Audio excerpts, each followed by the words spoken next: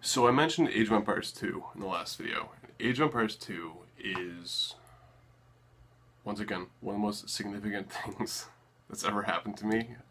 It's a really dorky thing to say, but I'll explain why. So I got Age of Empires 2 when I was 7 or 8. I think it was when I was 7. I got it on Christmas from my grandfather, my dad's dad, for my brother and my dad to share. And we played it all the time on my dad's old laptop. It was great.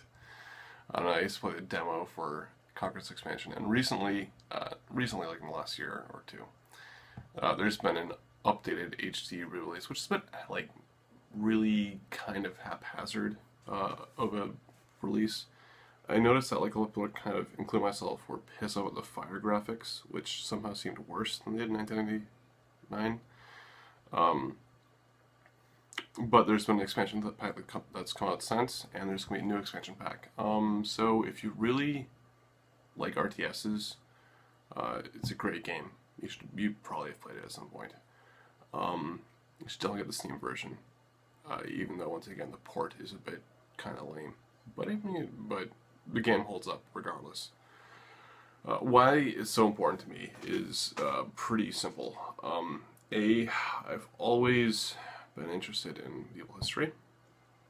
As a kid, I was obsessed with Vikings. So more early Middle Ages, usually as a kid. When I got this game, it was like really the game that got into gaming, which then got into other things. So I was dyslexic. Well, I am dyslexic, I should say.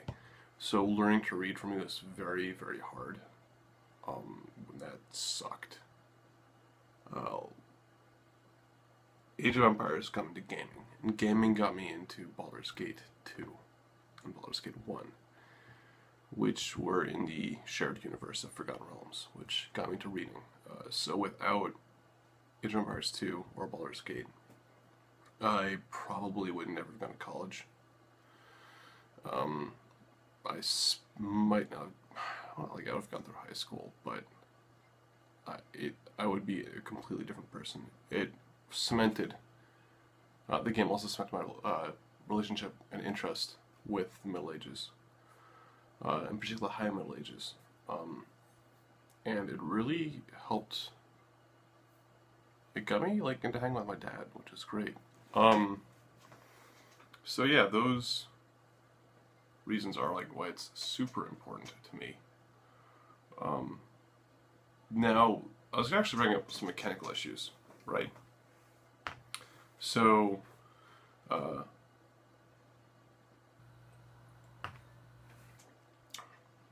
one thing that's notable about the game is that the stats that it gives you are oftentimes pretty wrong. There are lots of like hidden unit bonuses and things that just don't make sense. They'll say this goes 20% faster, really goes 30% faster, that kind of stuff. And I think the reason why they did that was intentional. There's not been this opinion out on the internet before. I could be wrong. They could have admitted to just making math errors, but it seems very bizarre that you make very advanced algorithms and not be able to get the percentage right. So I think it's intentionally misleading you.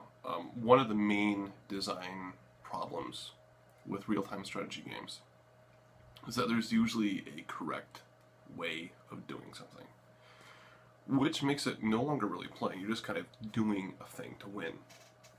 The choice and the flexibility of the issue is kind of gone. And the most common way to treat that now, with games like StarCraft 2, is to tilt the balance a bit so that you have strategy A, which beats strategy B. But if people think about it, they'll talk about strategy C, which will be strategy A, and it'll kind of get this ball rolling, and it'll keep going forever. And I think that Age of Empires 2 was kind of ahead of its time, not in the sense of having design imbalances, but in the sense of just misleading people. Which I guess is a cheaper and easier way to do it. So I think the reason why there are imbalances in the game is because, quite simply, they didn't want really optimal builds. And if people saying that that would happen. I could be totally wrong. I have no idea. I didn't design the game. I haven't heard a lot of interviews from the designers.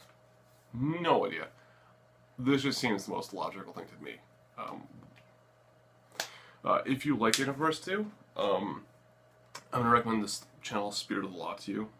He does kind of quirky, offbeat studies about it.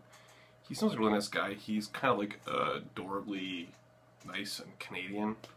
So if you like Canucks, I guess check him out.